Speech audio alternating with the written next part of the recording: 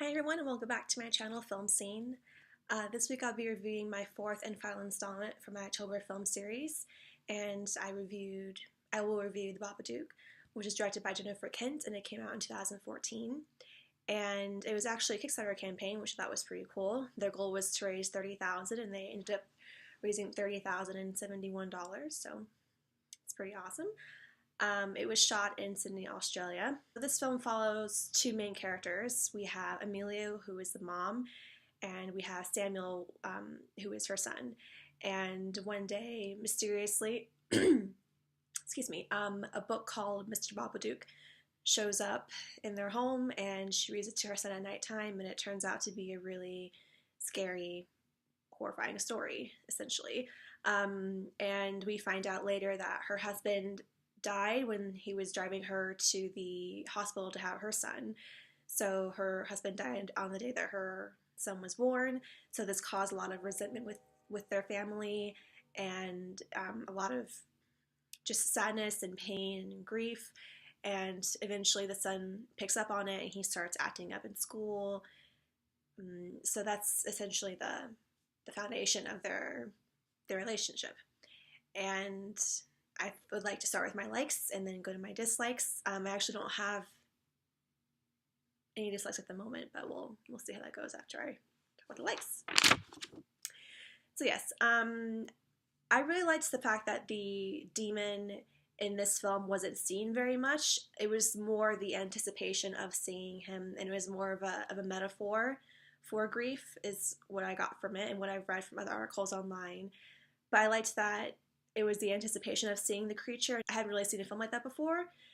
It was, most of the films I've seen are more about scaring and that sort of element to the story. So I liked that it was just kind of like on the border of a lot of the shots. So I liked that a lot.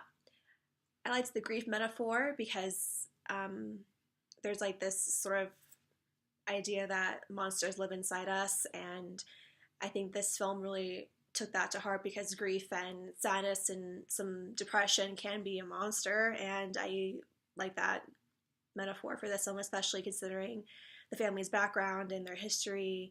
So I thought that was even more scary and terrifying than a demon in some sense. I thought the acting was actually really good from Amelia, the mom in this film. I thought she acted really well. Her pain was really apparent in her face and her demeanor, and it really made me feel sad for her. So I think that the acting was really good. And the little boy, Samuel, I think that he was pretty good too. He went kind of beyond the annoying kid. You could tell he was really troubled, and I think that he played that really well. And they played off of each other very well. It was like their acting manifested from the relationship they had that they were portraying in the film.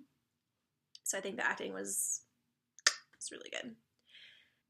I also liked the monster, the demon thing, the Babadook, the Babadook, popping up, because I feel like when the movie first started, I said the acting was really good, and so I felt like they were already in this nightmare. They were already in a really bad place, so the Babadook was more of an after effect, more of an afterthought. Not in terms of how it was portrayed, but just the amount of times that it did come up. It wasn't that frequent, which I liked because it added to the nightmare that they were in, but it wasn't the main thing. It wasn't the thing that pushed the progression, because I said they're already in a nightmare, they're already in a bad place. And the more the film progressed, you could see the outside characters outside of this house and this world that the mom and the son created together, like the sister and the psychiatrist and the doctors and the neighbor. They were on the periphery, and the more the film progressed, the less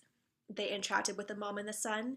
And I liked that it made them more isolated, and it kind of went along with the idea that they have to help themselves and they can't rely on other people to assist them because they have to deal with their own pain and their own grief. And even the Babadook was a negative impact on all that. It also made them face their fears, and this came up later when the mom was sort of going in her downward spiral, and she said, I won't let anything in. I won't let anything in this house. And for me, that was more, it kind of represented them finally taking care of it on their own, because, you know, I think when you're in that kind of situation, you of course want a support system, but they were just way too deep, and no one understood their situation, so they were the only ones at this point in time who could save themselves, and the Babadook was just the catalyst for them to start this sort of process. I, for one, understood the ending, I think, but I went online and just sort of read some other perspectives on the ending of this film, and a lot of what people got from it was that, because in the very beginning the book says you can't get rid of the Babadook, you know, so this grief, this depression, however you want to explain the Babadook, it is always going to be there. It is always going to be present in your life, and I really enjoyed that they kept it as sort of a pet, and she kept it in the basement along with the dad's stuff, the dad who passed away, and I liked that you had to live with your pain. They really did live with it after it came up, and it was always going to be there, but they could go on, they could live their lives, and I think that was like the perfect ending to all this, because in most horror films, you know, either the people die or they escape, or there's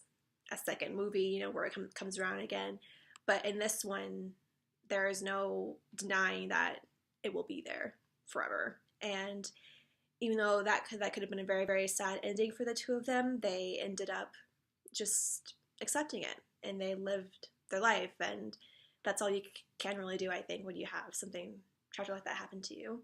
And I feel like, along with the whole acting thing, both characters really played well off of each other in terms of their acting, but also in the characters themselves. Like, it was as the mom changed, the son changed, the son changed, the mom changed. Like, their lives were so connected, and no one understood the son, and even she didn't understand him in the beginning. You know, he was so disruptive and disrespectful, and as Babadook, I guess, possessed her, she became more of an authoritative figure.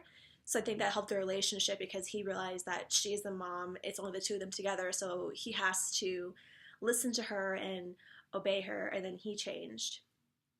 And even in the end, like, because she never liked how he was always so straightforward, and he said whatever was on his mind, and that was like in the beginning, but in the end she went along with it, and she understood him more as a person, more than as her son that she just had to take care of as this sort of nuisance.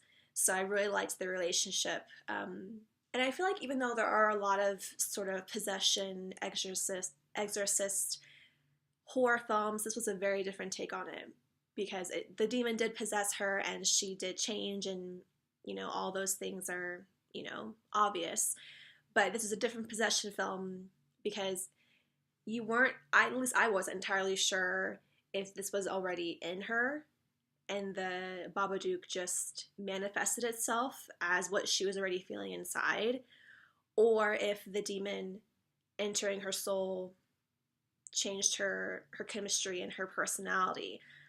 I'm not entirely sure, because it seemed like it came so natural to her. You know, like, I feel like in a lot of horror films, there's a very stark contrast, and there's a sort of tension before the actual change. So I feel like her character already had these tendencies, essentially, is what I'm trying to say. And the Babadook just made her see it. And that's most of my likes. I don't have any dislikes, really. Not that this film is perfect.